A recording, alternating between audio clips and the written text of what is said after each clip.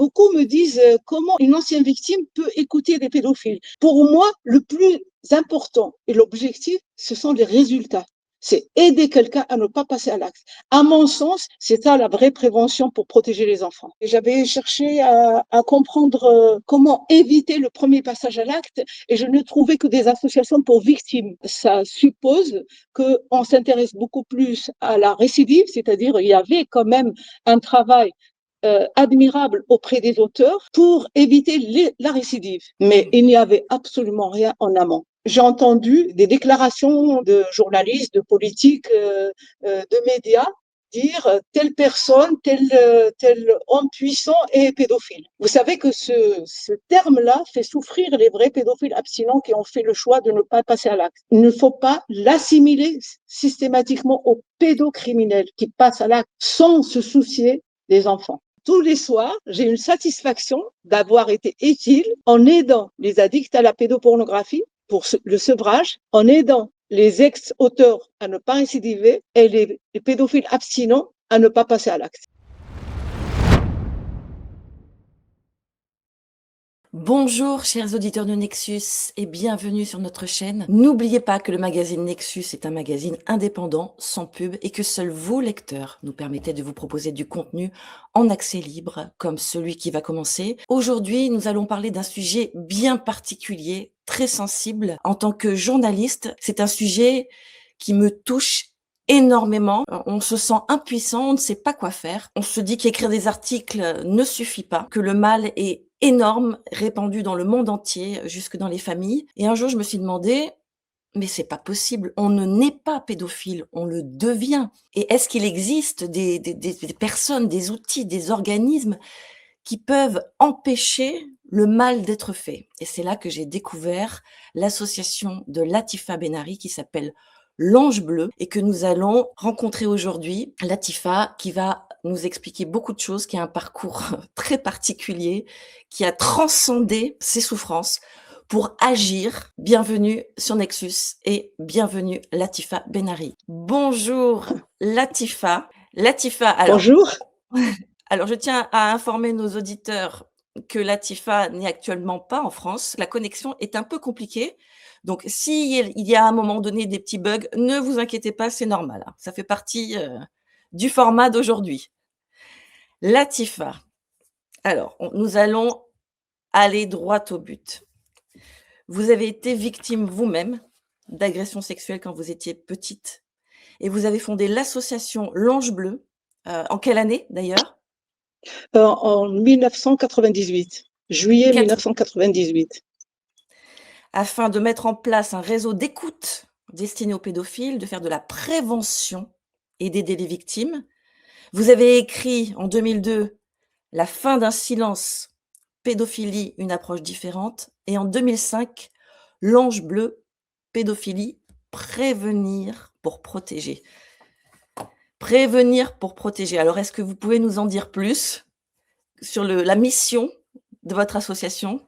La mission de l'association était motivée par l'absence totale d'une écoute pour des personnes qui sont attirées, parce que pédophilie n'a absolument rien à voir. Il faut faire la distinction entre le désir, l'attirance et le passage à l'acte. Et donc, moi, j'avais travaillé sur le terrain. En tant que victime, j'ai commencé très, très tôt auprès des victimes. Et j'ai compris, selon le témoignage des victimes, qu'il existait plusieurs profils d'agresseurs. Et bien sûr, moi, j'étais jeune. Et à 20 ans, j'ai rencontré le premier pédophile qui était en souffrance parce qu'il était amoureux d'une petite fille. Donc la fille s'est confiée à moi, c'est via les victimes que j'arrivais à approcher les auteurs ou les auteurs potentiels. Cette personne me semblait accessible.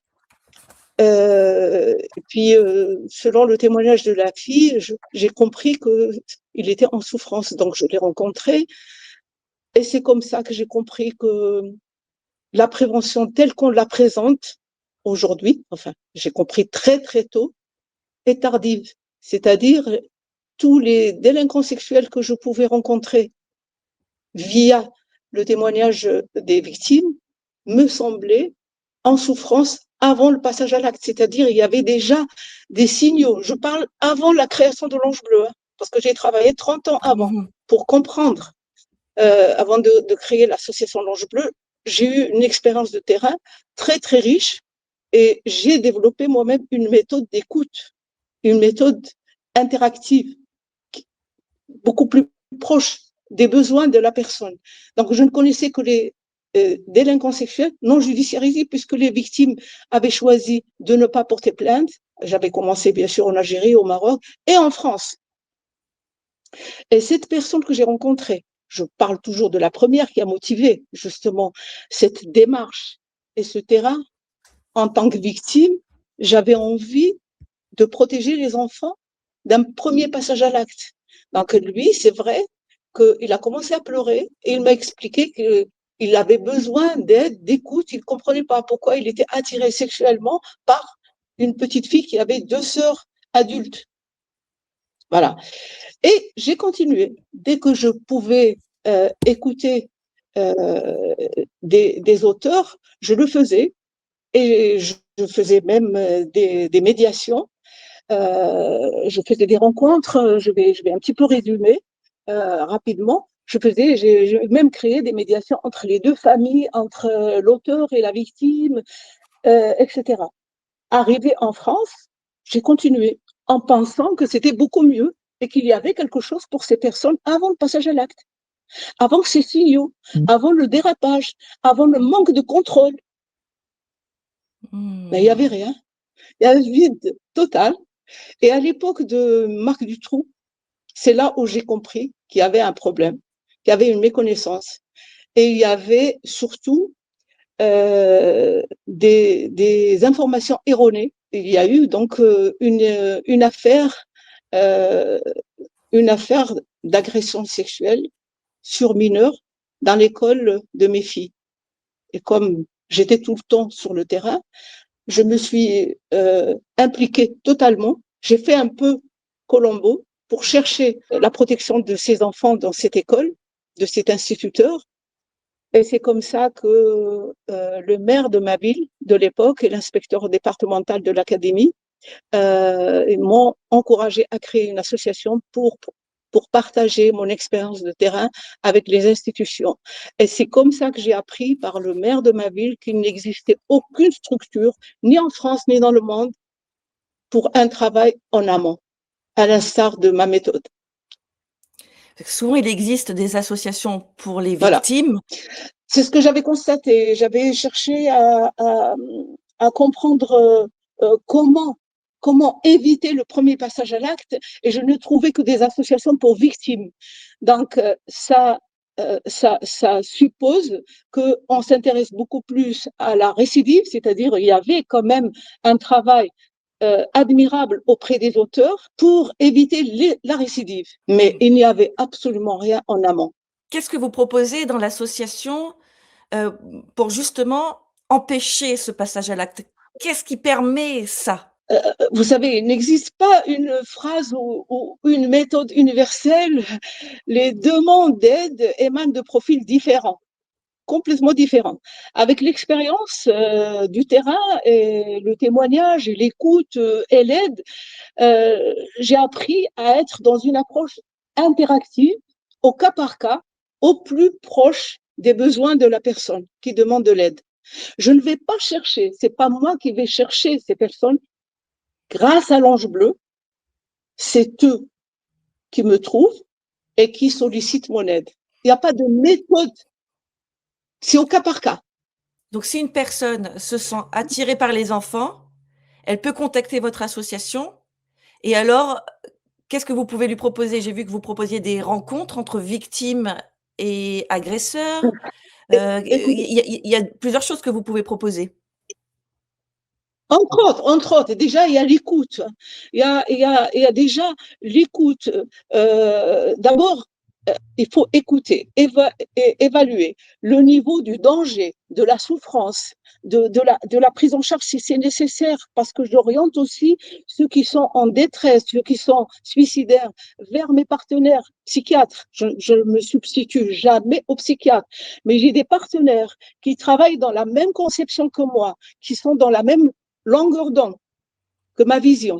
Et lorsque quelqu'un m'appelle, je fais d'abord ce travail d'évaluation, un échange interactif pour que je puisse évaluer et, je vais dire, profiler la personne pour lui apporter une aide adaptée, appropriée à son besoin.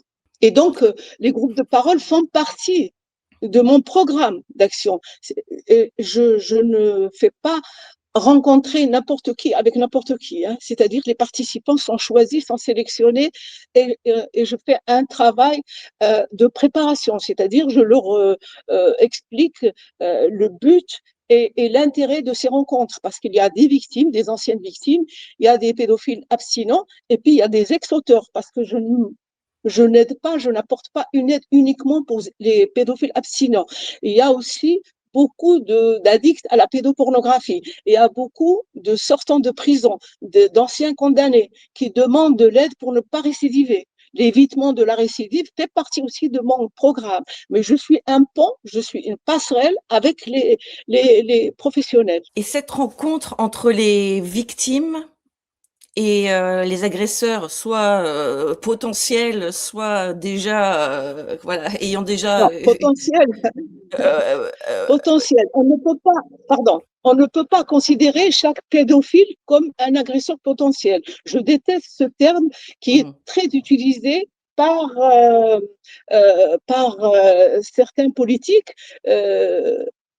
Un pédophile n'est pas forcément un agresseur potentiel. Un pédophile, il est attiré par des enfants sexuellement et sentimentalement, comme pour les hétérosexuels. Beaucoup de femmes sont violées par des hétérosexuels. On ne peut pas, c'est injuste de faire une généralité. Il y a beaucoup d'hommes qui respectent la femme, qui ne violent pas, qui n'agressent pas. Et donc, c'est exactement comme les pédophiles. Seulement, on parle beaucoup plus de ceux qui passent à l'acte, mais on ne parle pas de ceux qui sont isolés, solitaires, en souffrance, suicidaires, parce qu'ils n'ont pas choisi leur orientation. Il y a toute une histoire par rapport à leur parcours, la jeunesse, de leur attirance et tout, mais ils ne choisissent pas leur orientation, ils choisissent l'abstinence. Et aussi, j'aide ceux qui sont déjà passés à l'acte, qui n'ont pas pu contrôler leur pulsion, leur attirance dans un environnement où il y a un enfant, où il y a un contexte favorable. Et bien sûr, je leur apporte cette aide. Avec cette rencontre avec les anciennes victimes, il y a un échange, il y a un dialogue très convivial qui permet à l'un de comprendre les conséquences d'un passage à l'acte, à l'autre ce qui s'est passé avant qu'elle soit victime. C'est pas toujours le même profil, mais en tout cas, c'est vraiment une méthode qui marche très bien, qui est efficace. Et d'ailleurs, comme il y a une instabilité de connexion, j'ai beaucoup de demandes de participation pour les groupes de parole.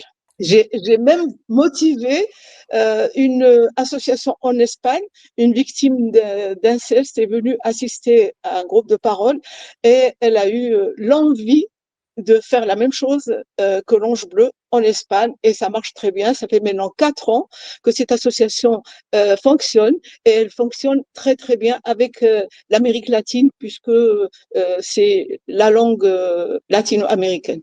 Qu'est-ce qui peut expliquer, selon vous, donc qu'on puisse aller vers cette orientation sexuelle et qu'on puisse passer à l'acte? Donc c'est un vécu pendant l'enfance. Moi je me souviens, j'avais fait un exposé sur les serial killers quand j'étais à la fac de droit.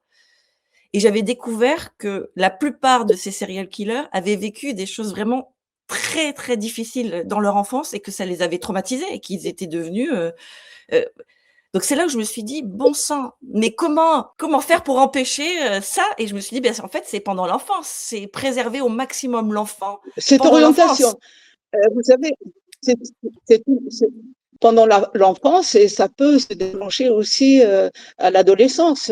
Mais non, avec Internet, il y a énormément de Internet avec tous les contenus. La majorité des addicts à la pédopornographie m'expliquent qu'ils ont commencé à un âge très précoce. Et donc, ça peut jouer, ça peut influencer leur développement psychosexuel. C'est ce que je n'ai jamais compris. Et d'ailleurs, c'est l'actualité avec Epstein. Je n'ai jamais compris comment on arrête, on condamne, on interpelle les consommateurs qui sont souvent des paumés, des solitaires, des gens qui sont en très grande souffrance. On les interpelle, on les arrête, on les inscrit dans les fichiers de délinquants sexuels. Et qu'en est-il pour les architectes de ces réseaux, de ces financiers, de ces gens qui sont protégés? Les contenus sont bien émanent de quelque part. Et maintenant, j'ai compris. Ça fait longtemps que je cherche pourquoi les réseaux existent, pourquoi même la pornographie légale peut impacter le parcours d'un enfant. Et plus tard, il peut, je dis, il y a des risques, il y a des pédophiles qui n'ont jamais eu d'abus sexuels dans leur enfance. Ils n'ont jamais eu de problème. Mais Internet, la pornographie classique, qui se transforme en pédopornographie, peut jouer un rôle dans leur vie. Donc, ce monde virtuel gangrène la toile, mais impacte beaucoup les enfants. Et aujourd'hui, avec ce qu'on est en train de faire par rapport à l'éducation dans les écoles sexuelles, l'éducation sexuelle, moi, ça me semble un peu incohérent avec le développement psychosexuel naturel des enfants. Il y a des pédophiles qui m'ont expliqué qu'ils avaient juste été initiés. C'est-à-dire, on leur expliquait, il y a certains prédateurs qui essayaient d'avoir des relations avec eux et qui sentaient qu'il y avait une possibilité de consentement et ça les a vraiment impactés plus tard et sont devenus pédophiles. C'est-à-dire, quand je dis pédophiles, ça veut dire qu'ils ont une attirance figée et fixée envers les enfants. Un petit peu à l'instar de certains témoignages, un témoignage que je vous ai envoyé. Ils ne choisissent pas leur orientation. Elle est, je vais dire, elle est construite par rapport à un contexte. Mais ce que je fais, moi, c'est de leur faire choisir l'abstinence et les encourager à la maintenir, les aider à évoluer vers une sexualité adulte. Je ne parle pas des addicts à la pédopornographie parce que la majorité ont une sexualité normale. La majorité ne vivent cette sexualité pédopornographique que dans un monde virtuel, qu'ils pensent virtuel, mais dans les groupes de parole, je leur explique qu'elle n'est pas virtuelle, que ce sont des vrais enfants. Comme c'est le cas aujourd'hui, avec les images et les témoignages d'enfants exploités, je peux vous dire que moi, ça a traversé mon armure en tant que militante, forgée, forte. Ben, ça m'a beaucoup affectée. Je croyais que mes blessures étaient refermées, mais depuis cette histoire de Epstein, quand je vois ces images, je suis bouleversée. Je suis bouleversée.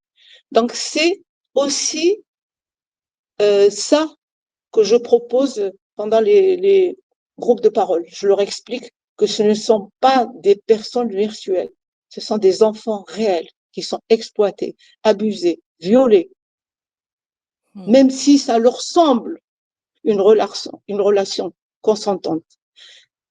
Elle existe, mais elle est inconsciente, elle est insouciante, et c'est pour moi un viol. Qu'importe la nature de la relation. Je suis bouleversée, je suis ulcérée par ce qui s'est passé pendant des années sans qu'on fasse quelque chose. Je comprends maintenant pourquoi il y a tant de contenu sur la toile, sur le web. Maintenant, j'ai compris. Oui, je partage votre sidération, je vous avoue que moi aussi, Ouais, ces c'était dernières semaines, c'était vraiment compliqué. Qu'est-ce qu'on peut faire, comment dire? ouais. J'ai plusieurs questions qui viennent. Déjà, est-ce que vous-même, vous avez rencontré des enfants issus de ces réseaux qui ont pu témoigner? Non, j'ai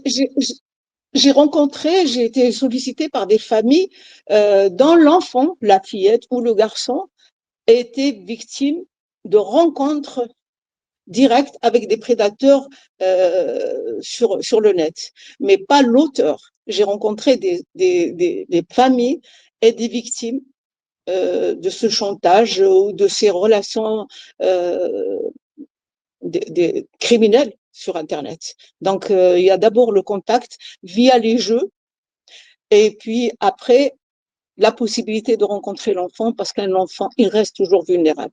Quelle que soit la prévention qu'on peut leur donner, la prévention vient de l'auteur et non pas des enfants. Les enfants, ils sont informés, mais ils ne sont pas responsables de ce qui leur arrive. Et Internet a détruit beaucoup, beaucoup, beaucoup de gens à partir de leur enfance et à partir de leur adolescence.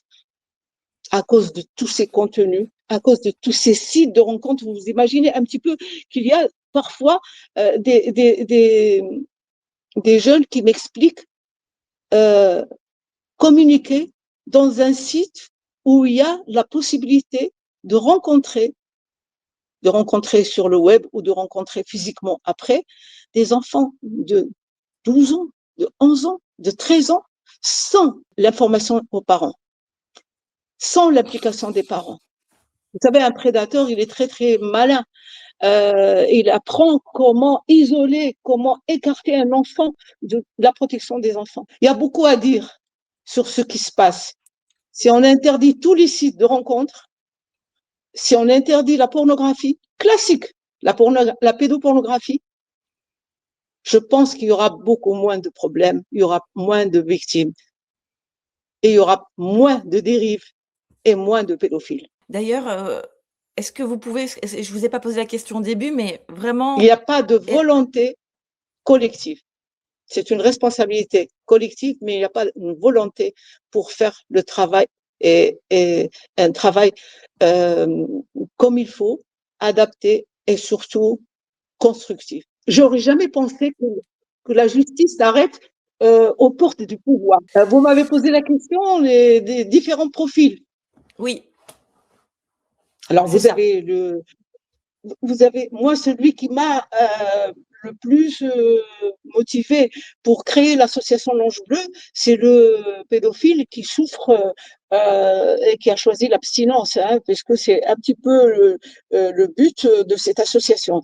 Mais les médias ont permis à d'autres dans les prisons qui sont condamnés et tout à découvrir mon action pour éviter la récidive même s'il y a une prise en charge par l'État, puisqu'il y a une injonction de soins et tout, il y a toujours une complémentarité. Moi, je travaille comme un maillon de la chaîne. Le profil abstinent, c'est celui qui a choisi volontairement de ne jamais toucher les enfants. Mmh. Il y a le profil du pédophile passif, c'est-à-dire il est et ne passe pas à l'acte parce qu'il y a des conséquences, parce qu'il y a le risque d'être judiciarisé, d'être arrêté, il y a le problème de la famille, l'impact familial, professionnel. Donc je l'appelle le pédophile passif. Et il y a les autres. Les autres, je ne vous cache pas, moi, ce n'est pas les profils qui sont présentés comme abstinent, je reviens toujours à l'actualité, c'est pas ceux-là qui font appel à l'ange bleu.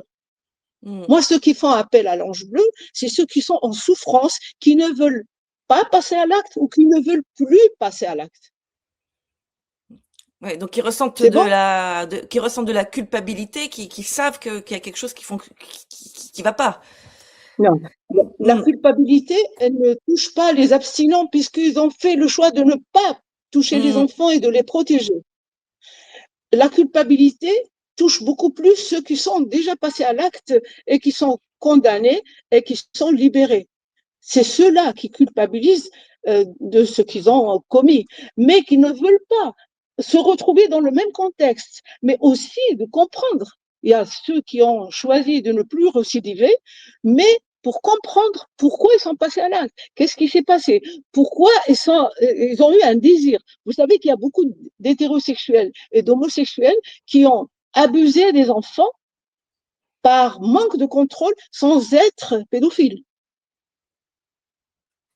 Des circonstances ont favoriser un passage à l'acte. Par exemple, des caresses ou un contact tactile peut éveiller une sexualité, un désir et tout.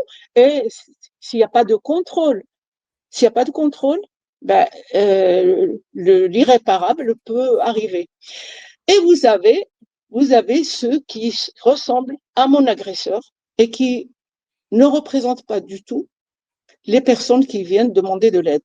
Et aussi, bon, ben non, moi je l'associe à tous ces monstres, ces criminels qui sont à l'origine de toute l'exploitation sexuelle qui circule sur Internet et qu'on voit tous les jours en ce moment. Voilà, c'est pour moi, qu'ils soient puissants, politiques, artistes, pour moi, c'est des criminels.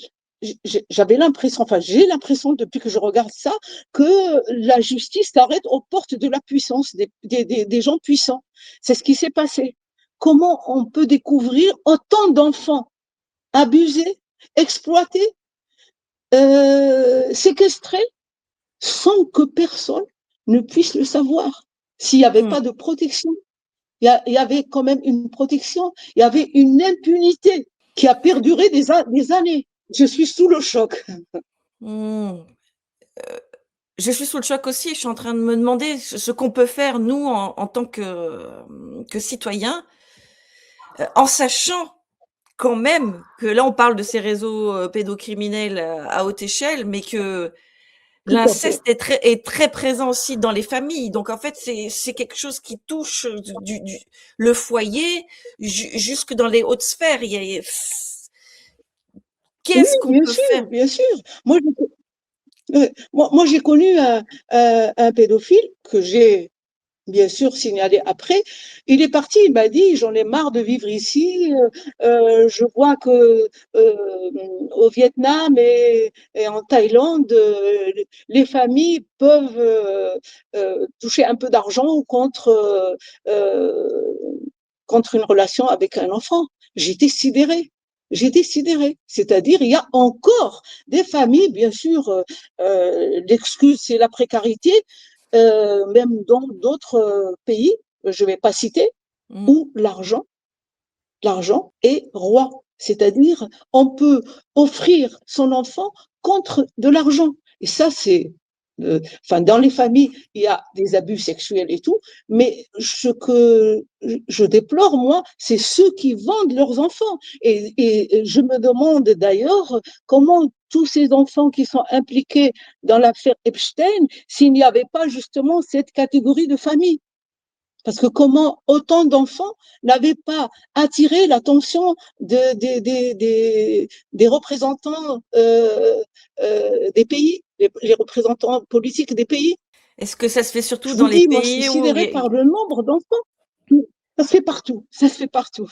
ouais. Je peux vous dire que j'ai eu des contacts avec des associations de victimes en Guadeloupe, au Congo. J'ai reçu d'ailleurs des victimes d'abus sexuels adultes, des anciennes victimes de Togo, de la Côte d'Ivoire, qui me racontent que c'est exactement la même chose. Exactement la même chose. Seulement, c'est vrai que il y a des populations qui sont heurtées au tabou et à la culture, comme les pays musulmans, où ça existe aussi. Il ne faut pas se voiler la face et dire que telle religion n'est pas concernée ou telle religion. J'ai eu aussi d'Israël des victimes qui m'ont contacté. Il y a une vingtaine d'années, il y a 15 ans, j'ai même eu une victime euh, qui contribuait tous les mois à l'action de l'Ange Bleu, qui m'a dit je serais tellement ravie qu'une telle structure existe en Israël ou en Palestine ou en Égypte, un peu partout, on m'a écrit pour me demander d'ouvrir une antenne. Je n'ai pas les capacités pour gérer des antennes un peu partout. En revanche, en Espagne, il y a une structure où j'ai contribué pour la formation qui existe et que je suis ravie. Une future en Belgique aussi. C'est une victime qui participait au groupe de parole qui est formidable, qui a eu une formation de ma part, à l'instar de la méthode de l'ange bleu. Alors justement, est-ce qu'il y a des C'est comme personnes ça. qui voudraient ouvrir d'autres antennes, qu'elles prennent contact avec vous? Parce que vous pouvez pas faire face à toutes les situations. Ah oui, mais des personnes en France, ça existe, le numéro stop qui est créé par les CRIAF avec ma collaboration. On a travaillé beaucoup sur ce numéro pour les pédophiles abstinents. Bien sûr, il y a encore beaucoup à faire pour que les pédophiles qui sont dans l'ombre osent sortir de l'ombre. Mais dans les pays à l'étranger, je suis toujours favorable pour aider les fondateurs ou les fondatrices à créer une antenne à l'instar de l'Ange Bleu. Et il y a du travail et je serai toujours militante pour que ça se multiplie. C'est Tout le à l'heure seul moyen et c'est d'éviter des victimes. Tout à l'heure, quand vous parliez, des parents qui vendent leurs enfants, pour ce genre d'actes, c'est pas forcément des familles, pauvres. C'est pas forcément des familles qui ont besoin d'argent. Alors, vous avez deux catégories. Vous avez des familles, enfin des familles qui, en échange de l'argent, ils peuvent vendre leurs enfants, mais d'autres par intérêt, par intérêt. Ça dépend. Parce que moi, j'ai eu une maman qui m'a expliqué avoir une proposition de quelqu'un. Je ne vais pas dire le pays, c'est pas la France, pour lui trouver du travail contre une relation avec son fils. Elle a refusé, heureusement. Donc, je suppose que cette catégorie existe contre un intérêt. Ma question, c'était parfois, est-ce que même dans des familles, aisées, voilà, même dans des familles aisées qui ont de l'argent, ça se fait? C'est-à-dire, est-ce que ça peut se faire uniquement par vice?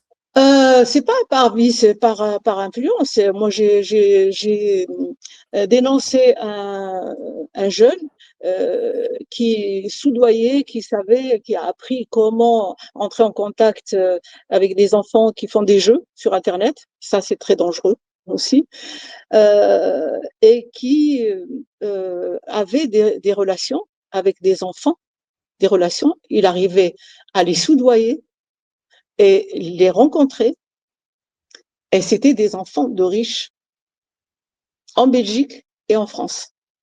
Il a été Mmh. arrêté et emprisonné. J'ai accompagné moi-même les parents au commissariat. Vous arrivez à suivre, tous les cas de personnes, qui vous appellent? Comment vous pouvez vous assurer, qu'elles vont rester abstinentes? Et si tel n'était pas le cas, en fait, vous êtes, soumise au secret, entre guillemets, «au secret professionnel» ou il vous est arrivé de dénoncer certaines personnes, comment on fait? Imaginez. Vous faites allusion à toutes les accusations dont j'ai été victime. Je refuse ces questions qui font allusion à une complaisance. Je n'ai aucune complaisance avec les auteurs et quand quelqu'un fait appel à moi, mon rôle à moi et mon objectif, c'est de l'aider à ne pas passer à l'acte, l'aider à ne pas souffrir, à ne pas se suicider. Maintenant, en toute sincérité, si jamais il y a, ça s'est jamais passé, s'il y a un dérapage ou un passage à l'acte, il ne va pas revenir vers moi pour me dire je suis passé à Mmh. l'acte. Il y a eu une seule fois un passage à la télévision j'ai été appelée par un jeune qui me disait voilà, je suis avec une petite fille, je la garde, je suis babysitter et j'ai envie de faire quelque chose avec elle. Je suis trop excitée. J'ai dit vous prenez vos responsabilités. Et heureusement que son numéro n'était pas anonyme. Mmh. Il m'a rappelé deux fois j'ai averti, là, j'ai senti vraiment le danger, Mmh. même si je n'étais pas certaine qu'il raconte la vérité, parce que parfois les fantasmes sont aussi une source d'appel. J'ai appelé la brigade des mineurs à Paris et ils ont fait le nécessaire, ils m'ont convoqué et je leur ai donné toutes les informations concernant ce numéro, il a été arrêté. Mais là, bien sûr, je sentais qu'il y avait un danger pour la petite fille qui gardait, même Mmh. si je n'étais pas certaine qu'il racontait la vérité, j'ai quand même avisé la brigade des mineurs. Mais il n'a jamais été question de complaisance avec quelqu'un qui passe à l'acte. Il y a eu des passages à l'acte, certes, des appels au téléphone pour dire j'ai dérapé. C'est moi qui leur demande et je leur suggère, je leur recommande d'aller se dénoncer. Et je leur montre Mmh. comment faire pour se dénoncer. Et c'est ce qui se passe. Pour précision, je faisais vraiment allusion à rien, à aucune accusation, je ne suis pas au courant, vraiment, et je ne sais Parce pas que de d'autres quoi, associations, ouais. je ne sais pas de quoi vous avez été accusé et cetera. Je ne sais pas, moi, c'est vraiment c'est l'appel du cœur. J'ai vu votre association, je connais pas toute votre histoire justement, Malheureusement, les personnes qui sont à l'origine de ces signalements sont des associations pour victimes. Vous voyez, ça a été vraiment quelque chose qui m'a euh, un peu choquée parce que émanant d'associations de victimes, j'étais choquée. Et des médias ont relayé l'information de cette accusation.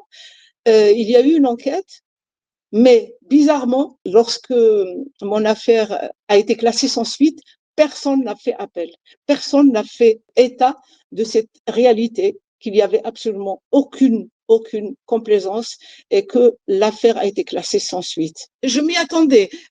Beaucoup me disent comment une ancienne victime peut écouter des pédophiles. Pour moi, le plus important et l'objectif, ce sont les résultats. C'est aider quelqu'un à ne pas passer à l'acte. À mon sens, c'est ça la vraie prévention pour protéger les enfants. oui.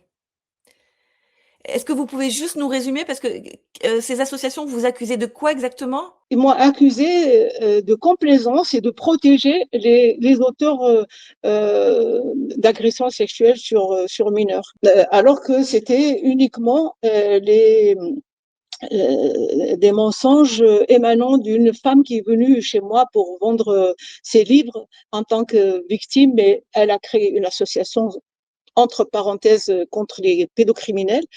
Et je n'ai pas compris pourquoi elle a raconté ça. Elle a raconté. Et on a eu donc un procès et l'affaire a été classée sans suite Mmh. de la part de cette femme qui a véhiculé des diffamations, mais ces associations n'ont pas du tout vérifié la véracité de ces déclarations et ils ont signalé à la brigade des mineurs cette accusation comme quoi, à savoir que je protège les auteurs.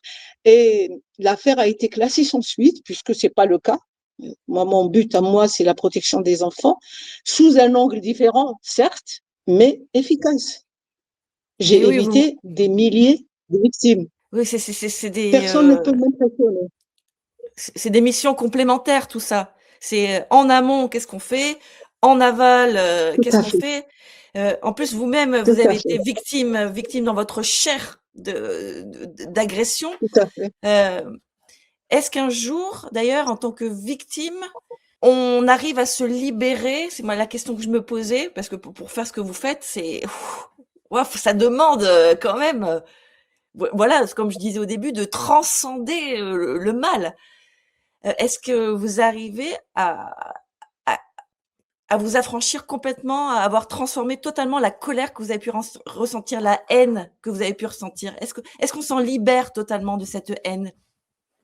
Wow, ça fait longtemps.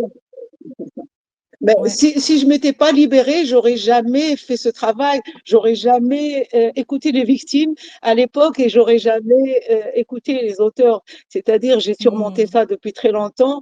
Et euh, remplacer cette souffrance, cette plaie et tout en combat. Donc c'est ça qui me permet aussi d'avancer et d'être heureuse, c'est d'être utile. Tous les soirs, j'ai une satisfaction d'avoir été utile en aidant les addicts à la pédopornographie pour le sevrage, en aidant les ex-auteurs à ne pas récidiver et les pédophiles abstinents à ne pas passer à l'acte. C'est une grande satisfaction pour moi qui me permet d'avancer et qui me permet justement d'être utile dans cette vie jusqu'à ma mort. J'essaie de trouver des relais auprès de mes bénévoles pour qu'ils continuent mon combat. Mais j'ai des bénévoles victimes et j'ai des bénévoles pédophiles, j'ai des bénévoles addicts, ex-addicts à la pédopornographie. Donc, est-ce qu'un pédophile abstinent, entre guillemets, grâce à un accompagnement, donc il peut commencer par de l'écoute comme vous le proposez ou par des rencontres, à un moment donné peut vraiment changer d'orientation ou pas? Vraiment peut comprendre d'où ça vient Alors, et se libérer de oui, ses oui, envies et ne plus avoir oui. à lutter contre? Alors, on peut toujours essayer d'évoluer. La pédophilie est une orientation, c'est une inclination vers les enfants sur le plan sexuel. Elle ne disparaît pas totalement, elle reste là, mais beaucoup la mettent de côté pour vivre une relation avec adulte, soit avec un homme, soit avec une femme. Et Mmh. bizarrement, j'ai même été invitée à des mariages de pédophiles qui ont réussi à évoluer, à progresser, qui sont abstinents d'ailleurs, et qui se sont mariés, ils ont eu des enfants et n'ont jamais eu de problème avec leurs enfants. On peut évoluer vers une sexualité adulte. Il ne faut pas s'enfermer dans une préférence, une sexualité préférentielle, c'est-à-dire la pédophilie, je suis pédophile, donc je ne peux pas évoluer. C'est archi faux. On peut. J'ai quand même été témoin de plusieurs cas qui ont évolué, qui se sont mariés. J'ai assisté à plus de 15 mariages de pédophiles avec des femmes et aussi des pédophiles qui ont trouvé leur bonheur auprès des adultes du même sexe. Et ceux qui ont épousé des femmes ont eu des enfants sans aucun problème. Aucun Mmh. problème. C'est vrai qu'il y a une appréhension avant de déraper avec, mais l'aide et le soutien et l'écoute sont primordiaux pour Mmh. vivre euh, totalement une vie de couple normale. Est-ce que vous avez déjà pu assister à une rencontre entre une victime d'agression sexuelle et son agresseur? Et qu'il y ait un pardon et vraiment une demande de pardon de Oh l'un, là un là. pardon de Alors l'autre ou là, pas? Ça existe ça? je l'ai fait maintes reprises, des médiations entre l'auteur. Alors, je dis bien, je précise, l'auteur et la victime à la demande de la victime, jamais à la demande de l'auteur. C'est la victime qui me demande d'être l'intermédiaire pour faire une rencontre. D'ailleurs, j'en ai fait un peu partout en France. Hein. Je prends le train et je fais cette rencontre. En revanche, dans mes groupes de parole, je n'invite jamais un auteur et la victime directe. C'est toujours Mmh. des auteurs, des ex-auteurs, des victimes indirectes.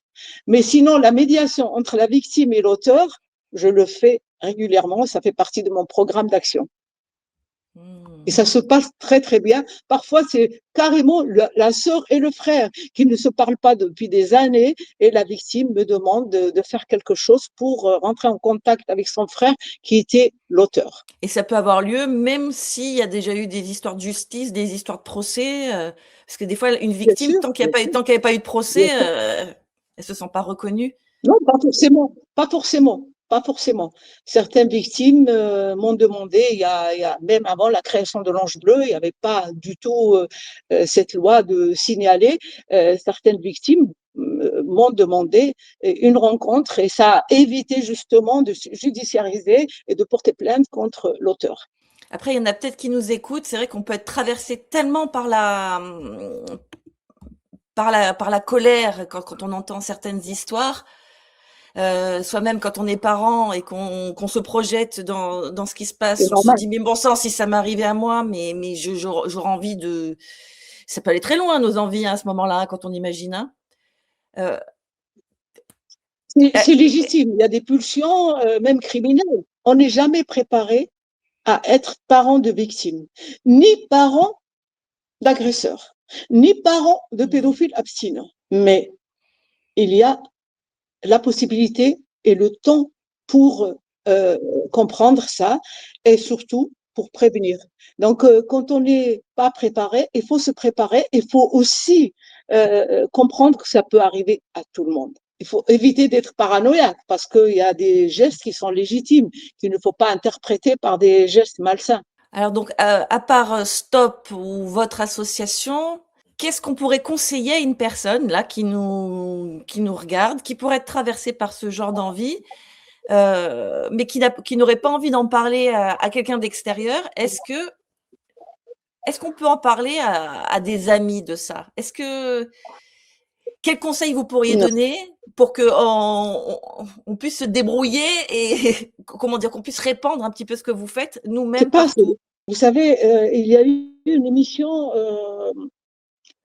auprès d'un serial killer pédophile abstinent qui n'a jamais fait de mal, ni aux adolescents, ni aux enfants, ni aux femmes. Mmh. Et la question qui a été posée pour lui de la part d'une journaliste, elle lui a dit: qu'est-ce que vous souhaiteriez qu'il existe pour que des personnes comme vous ne passent pas à l'acte? Il a dit: des milliers de Latifa. Et c'est possible. Vous voyez, n'importe qui peut être Latifa à l'écoute, Mmh. sans jugement, C parce que la souffrance, l'isolement peuvent générer des dérives et des catastrophes.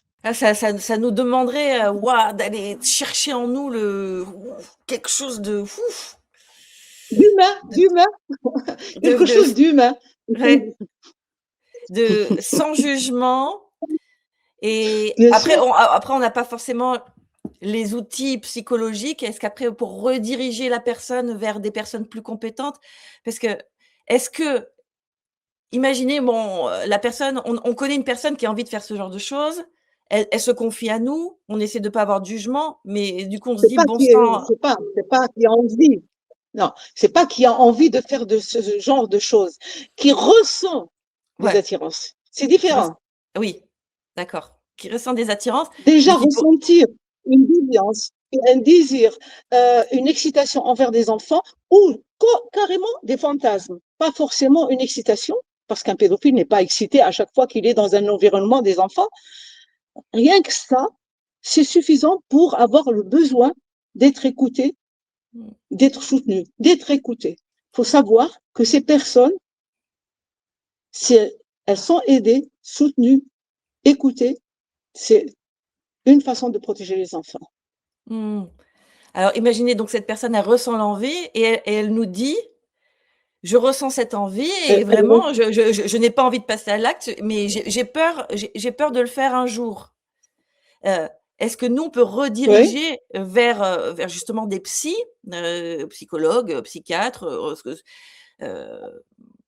et est-ce que ben les CRIAF oui, sont compétents pour ça. Le numéro stop est compétent pour ça. Ce d'accord, sont mes partenaires.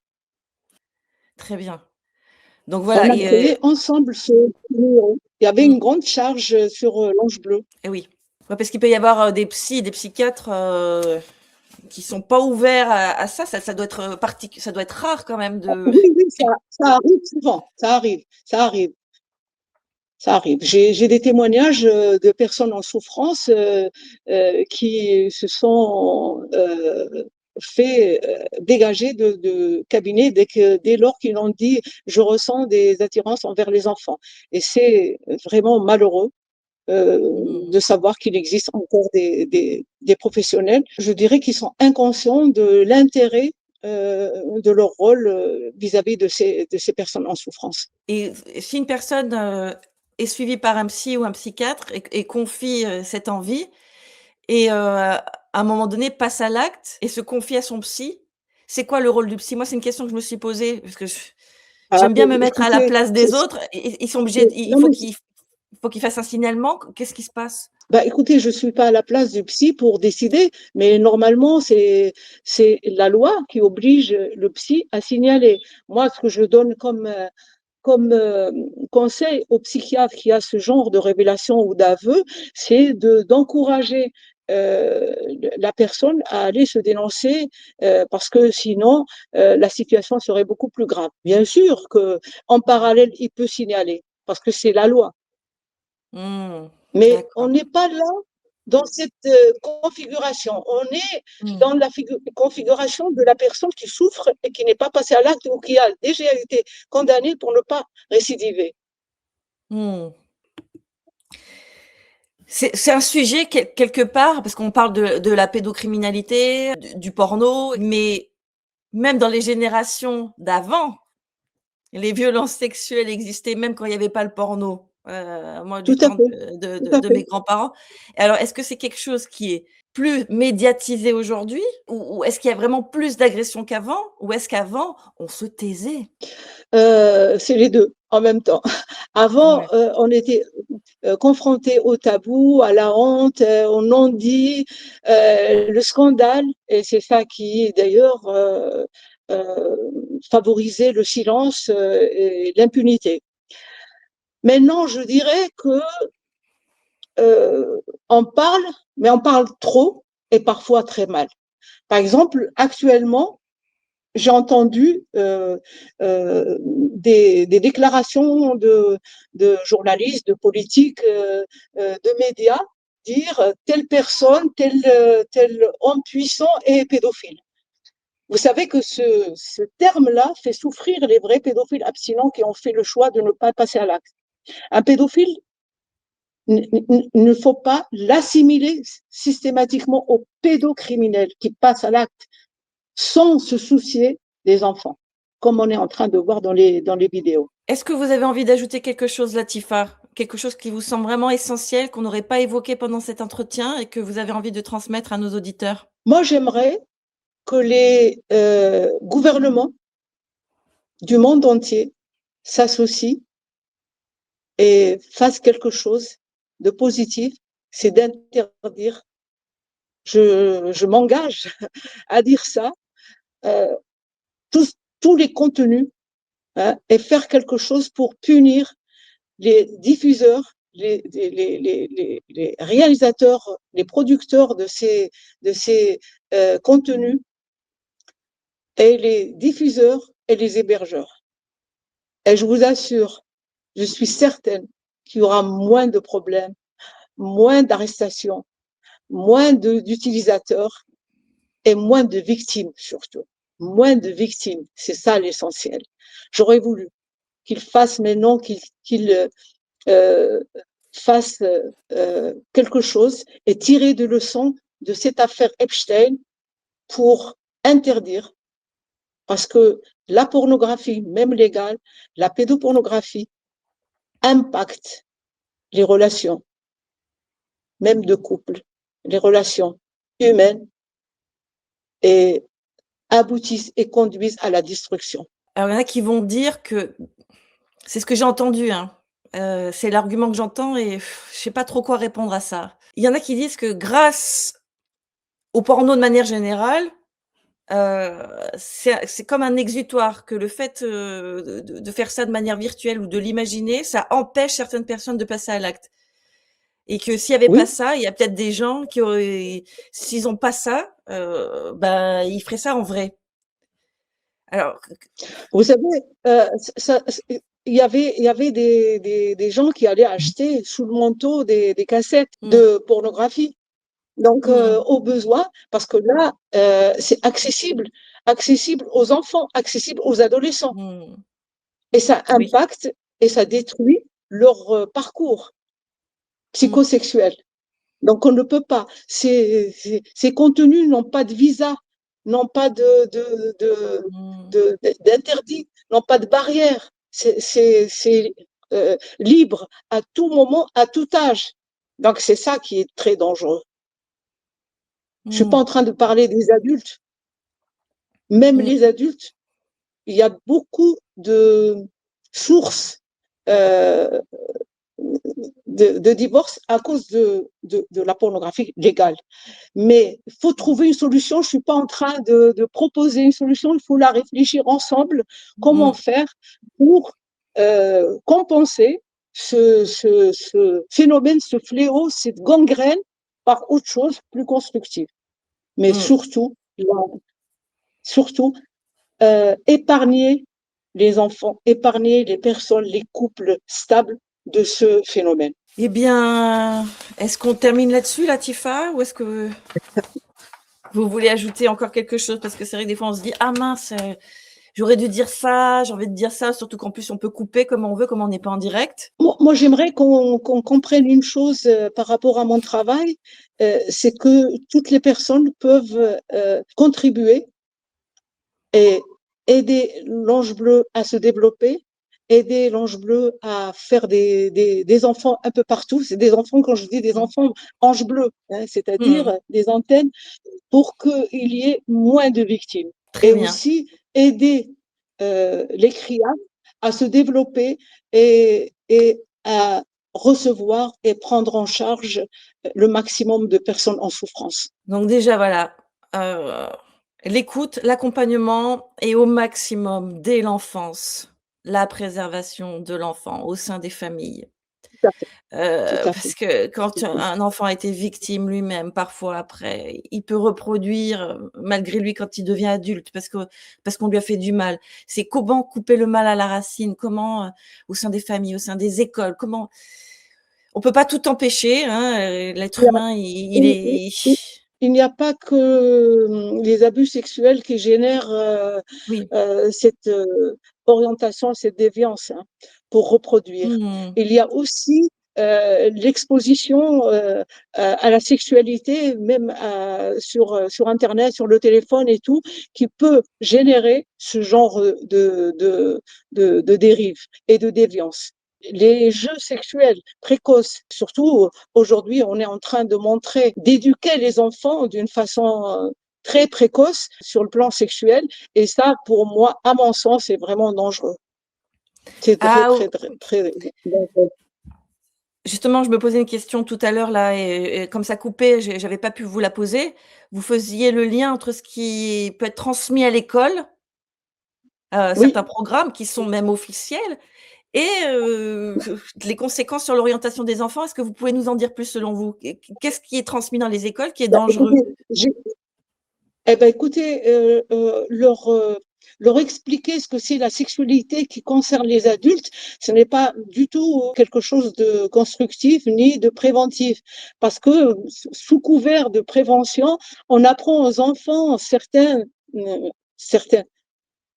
posture sexuelle. Moi, j'ai une maman qui m'a appelé, qui m'a dit, on a parlé de fellation en classe et j'avais envie de partir, j'avais envie même de déménager puisque dans le programme, on apprend aux enfants comment les adultes ont une relation sexuelle. Vous vous rendez Mmh. compte que euh, c'est quand même un des éléments, un des facteurs de paraphilie. Je ne fais pas Mmh. une généralité, mais j'ai des témoignages de pédophiles qui m'ont dit ils ont été initiés sexuellement, je ne dis pas physiquement, mais même l'explication. L'explication peut susciter chez un enfant curieux de pratiquer. Moi, j'ai une assistante qui m'a appelée, assistante sociale d'une école, qui m'a dit qu'elle surprend maintenant les enfants, c'est-à-dire sixième, cinquième, au collège, en train de se masturber mutuellement, Mmh. suite justement à tous ces cours, entre parenthèses, de sexualité. Elle m'a dit, je suis sidérée. J'ai deux mamans qui m'ont demandé de faire quelque chose. J'ai dit, moi, je suis impuissante, je ne peux pas. C'est le programme, c'est un décret.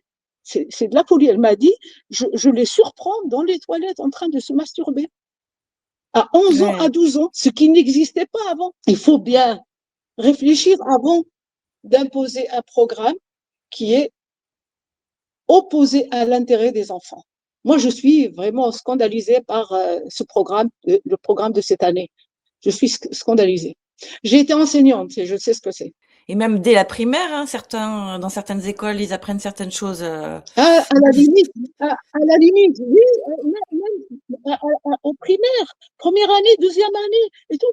À la limite, préparer les enfants à l'adolescence, à 13 ans, à 14 ans, à ce qui peut se passer physiologiquement dans leur corps, pour les préparer à certaines réactions physiologiques, c'est-à-dire des érections et tout. C'est pour ça que le porno est contre-productif pour les enfants. La pornographie, légale ou illicite, c'est exactement la même chose.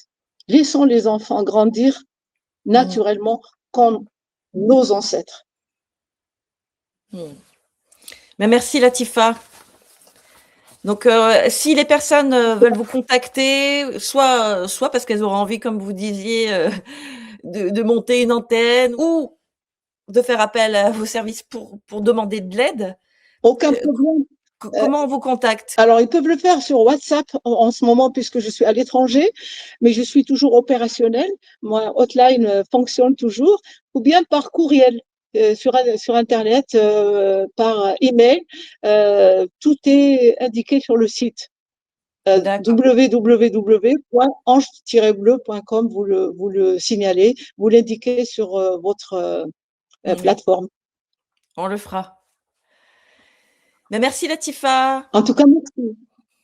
C'est moi qui vous remercie parce que grâce à vous, il y a des personnes qui vont peut-être sortir de l'ombre, sûrement, et demander de l'aide. C'est ce qu'on souhaite.